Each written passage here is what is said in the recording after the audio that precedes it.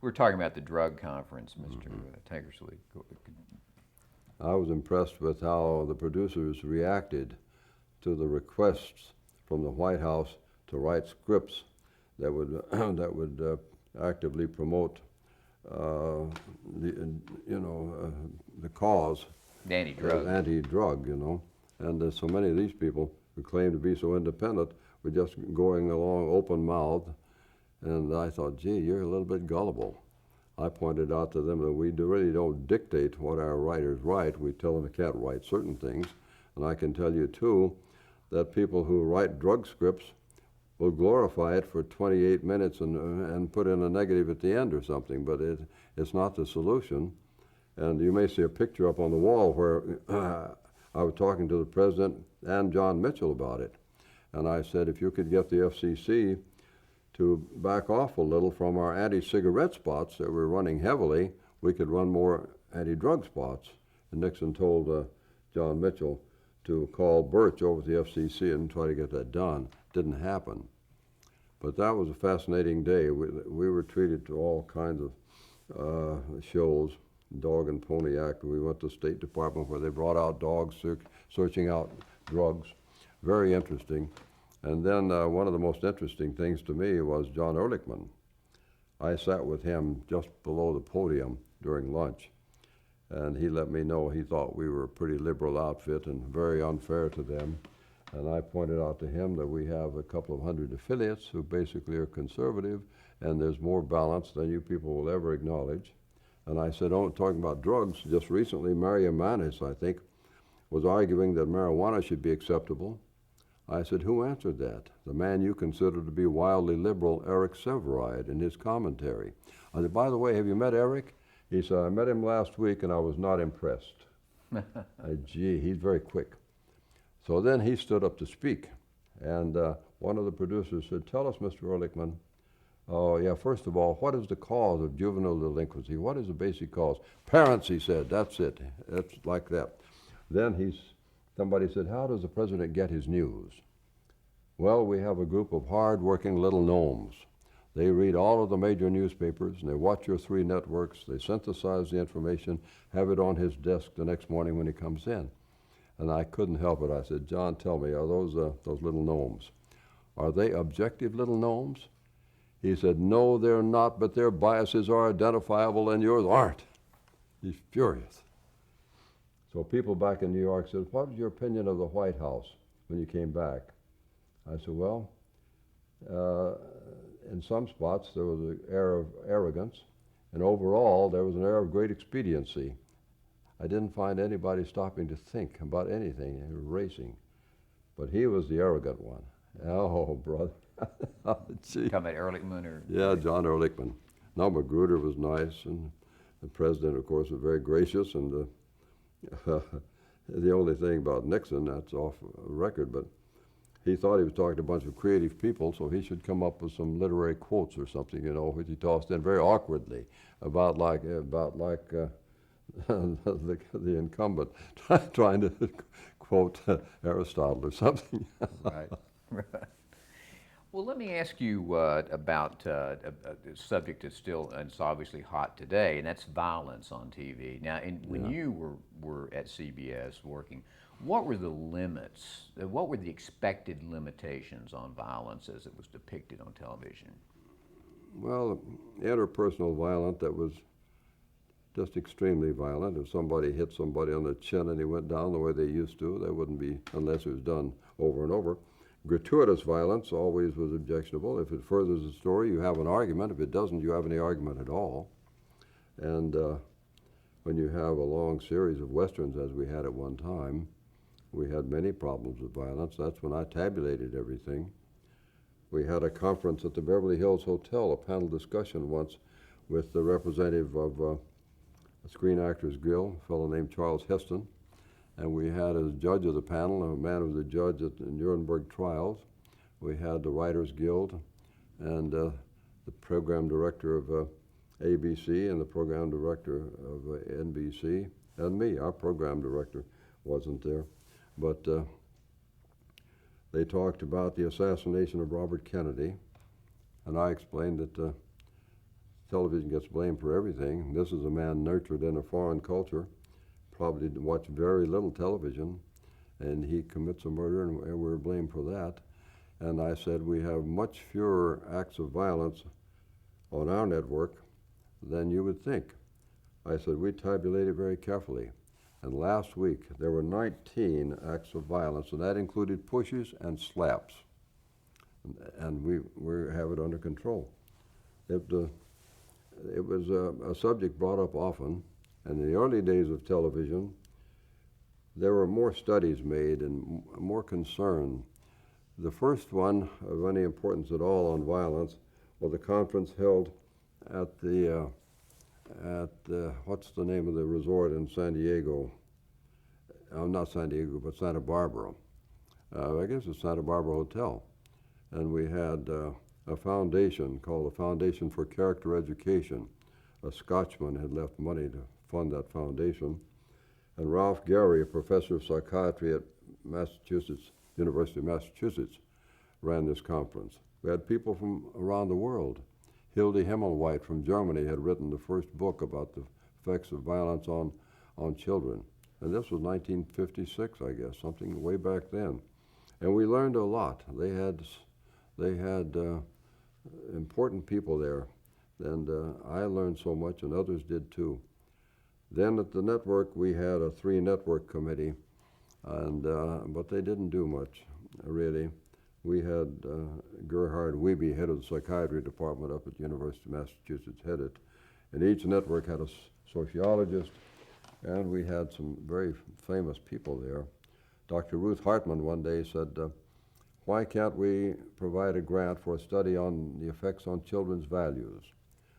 Well, of course, the academics said we can never agree on a value, and I finally told them the day after I told our president, our problems are tangible problems, and they can't be studied for the next 3 generations, and that committee is so blue sky that it has no real value. And I said, I'm not going to be a part of it anymore and not host it over at CBS. One woman did do a study on children's values. It was very revealing. She did it on her own. She was the wife of our CBS sociologist, and found that children were very aware, almost instinctively, of things that are wrong, where adults would gloss over them. And the children would say, but that's not right. Very interesting. That is interesting. They're wrong by any standard of values, basic things, honesty and respect for parents or things. Well, you mentioned the fact that that television in the 50s particularly had a lot of westerns and gunfights and this sort of thing. Yeah. Give me some examples of some things that wouldn't have been allowed in violence. I'm talking about violence. I don't know, just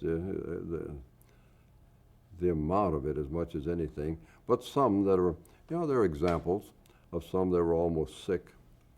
An opening scene in Route 66 was filmed where a blind woman is going out to her car with her husband, and these hoods shoot him down, and they're firing all over, and here's this poor blind woman trying to hold him, and it was a sick scene. Bang, that is no good. Have another scene opening in another show where a salesperson has a prostitute in his room, and he's hitting her and threw her over a balcony. Do you think we'd accept things like that? I said, that, for one thing, is ready-made for us, for a Senate hearing, that kind of stuff. It's that much of a problem. But routine violence, on the other hand, can also be a problem, things that aren't really violent. The show with Robert Conrad, what was the name of that show? They had lots of incidents of shooting and... Oh, the Wild Wild West? Yeah, Wild Wild West. Now that anybody would say is harmless violence. It's just bang, bang. There's no blood, there's nobody, it's just harmless. But a committee, it was called the Eisenhower Committee, the president's brother, and some people, some psychiatrists, including one of them was Menninger, and they picked up the number of violent incidents. So there was a meeting on the fall schedule, and Paley and Stanton and the program people were there, and Stanton asked my opinion of it, and I said, sure, the numbers, I'll show you the numbers, they're very high. But it's not harmful violence, and we're trying to get them cut that down a little bit. But it's, you know, it's like running and tripping a fellow or something. I mean, it's not, but the numbers are there, and they've jumped all over it, and they won't let up. So I was very sorry, but they reached up and pulled it off our fall schedule. And there went a harmless show with a lot of people being unemployed because of some group that claims to be so expert but really weren't, you know. What about current affairs in the 50s? Did you have to be aware of how the news was depicted somehow in these sitcoms and dramas and, you know, the entertainment programs? Was there a concern about handling current affairs, political issues, and this sort of thing? Not too much, no, not too much at all. Mm-hmm. There was no concern about appearing to be partisan, say politically. That just really didn't come up. No, not really. It was generally understood that they wouldn't do that, and they didn't. We have to watch always for campaigns where they would show an opponent maybe, and the equal time rule would mean that you have to give equal time to the other fellow, and we have to be aware of that. And some shows would make a mistake, and we wouldn't allow it. Route 66 shot some scenes in the state capitol in New Mexico, and a couple of the fellows there were shown prominently. They were running for office, and we said, better clip that out because the opponents are apt to claim equal time, and so there are lots of things you look for, of course. FCC regulations, law, there are hundreds of things you look at besides violence and sex. Especially that equal time issue. Sure, yeah. Now, also during the 1950s was the period of the blacklist and Joe McCarthy. And Yeah, so forth. yeah. Did you ever personally have any, involvement with the blacklist? To some extent, to some extent. Some names were just anathema to advertisers. And this Red Channels and the McCarthyites were having great influence. And as Ed Morrow pointed out, it wasn't just McCarthy, it's the country, it's us. And he's simply exploiting all these fears. But they were real, and my boss, Joe Ream, came up with the idea of a loyalty oath. He later regretted it very much, but people signed it. And I remember later when I was in New York, Joe said, don't you think this loyalty oath has run its course? And I said, I certainly do. So we got rid of it. But there were people who didn't work. Norman Corwin, a very fine man, and quite a number of others, of course. It was a terrible period. But the network didn't schedule them. You wouldn't have a sponsor if you did. Others you could defend. It depended on the record. If they came in and explained the situation and gave you some ammunition to work with, as Norman Corwin did late in the game, he said, my name was used by a number of organizations that I had nothing to do with whatsoever. I wasn't a member of any subversive organization. But of course, his career was sort of ended anyway. When television came along, just automatically, he didn't have much to do. But there were some sad stories. And the one thing everybody at CBS was proud of is Ed Morrow, who took Mr. McCarthy on head on, and everybody, Mr. Paley especially, got a lot of flack from Senator Bricker and others who screamed at us. Well, standards and practices, in standards and practices, you dealt obviously with the content of shows and how things were depicted. Right. But did you deal with personnel at all? Not really. No, not really. We had, I guess, if we knew somebody was cast, that was a big problem. We'd call it to producers' attention. But most of that was handled in New York rather than on the coast. But we did have to write letters defending people occasionally because of the McCarthyites, and But there are a few that had a list that long of organizations that and you just couldn't touch. You just couldn't touch until things eased up. It was too controversial. Did you ever see an actual list of people that weren't allowed to work? Was that I've anything seen the like files on names of people. Yeah, there were some files, sure. Sure. As I say, some of them had a long list of organizations, and some were active members of the Communist Party and so on. They had them all. A man named Dan O'Shea was in charge of that in New York, and later Al Berry. Yeah, it was a fact. It existed, and it was not a happy time. And it was their responsibility to circulate that information, O'Shea. Well, they didn't circulate it. No, they didn't circulate. I mean, to the people who were. Yeah. Well, then also in standards and practices, let's go back to content for just a minute. Did you have to be alert to hidden political messages in some of the themes of the programs? Well, there weren't too many hidden ones, but there were political messages, sure, by some people, but never a serious problem. Not until the '60s, maybe, and during that era, but not in the '50s. Nobody wanted problems during the '50s. We were all happy. Well, I guess what I'm thinking about, and this actually may even predate slightly your going into standards and practices, but let's say the program You Were There. I know a lot of the writers were blacklist writers who were operating under other names, and they would sneak political messages into the shows. And I just didn't know if that was of some concern in standards and Well, practices. they wouldn't sneak them in because they'd be detected. They're pretty obvious, you know. Oh, you would accept things. Politics could be used for humor. It had to be. You allowed jokes about presidents and everybody for humor. If suddenly you find that they're using humor to get across a political point of view, that's a different matter.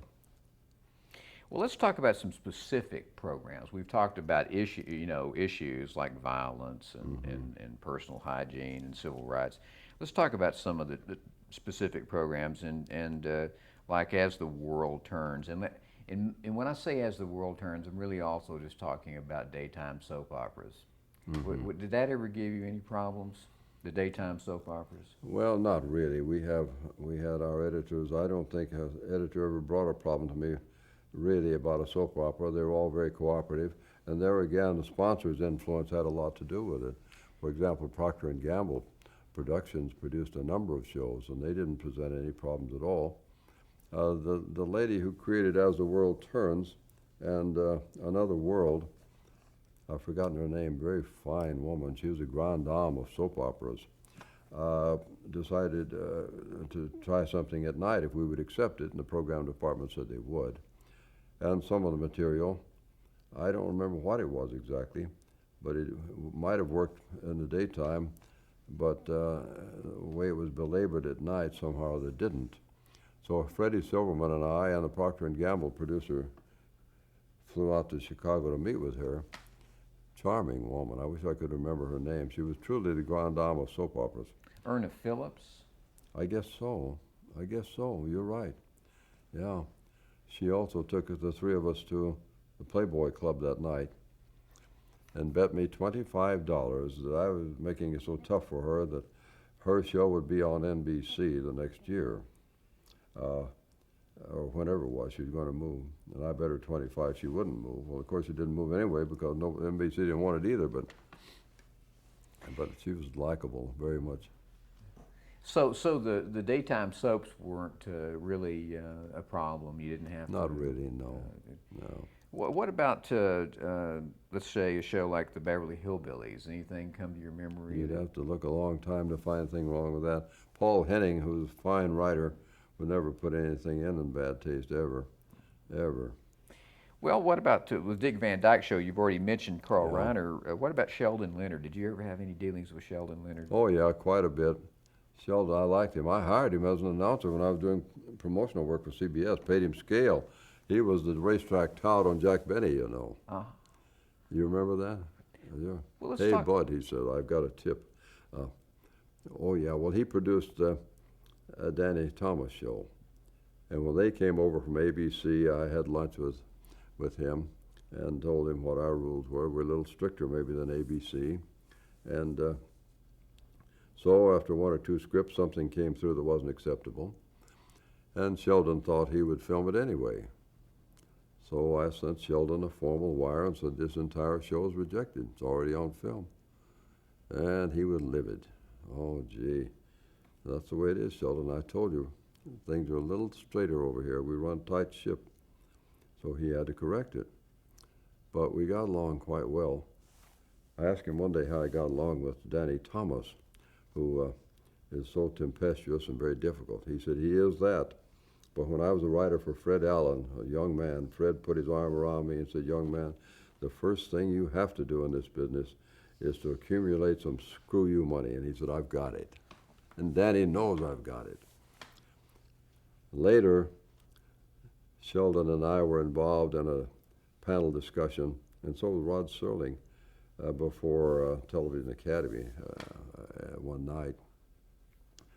And Sheldon said before we went on, is it all right if I bring up this problem of commercial plugs?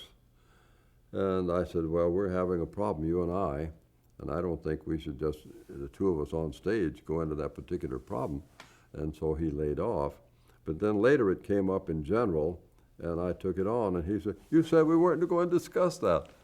Well, what do you mean commercial plugs, the problem? Well, that's one of the big problems, people paying to get commercial plugs in shows, a constant problem. That was a problem with so many shows, and giveaway shows. Once we went into a number of prize programs, and I insisted that the procurement department for prizes report to me. I said, we've been accepting affidavits from people that no payoff was there when we know it, and while the lawyers may accept an affidavit, I think it's better we know that there was no payoff, so the department should report to me, and the people in New York agreed. So we started this department, and later I became a little suspicious, so I planted a person in the department to see what was going on. And he called me at night after about a week, and he said, I had lunch with those fellows today, and they think I'm just a man to head up a department they want to set up on the outside. And everything will be funneled through them, and they'll collect payoffs they'll give to us. So we fired a few people immediately. But that's an area that's fraught with problems.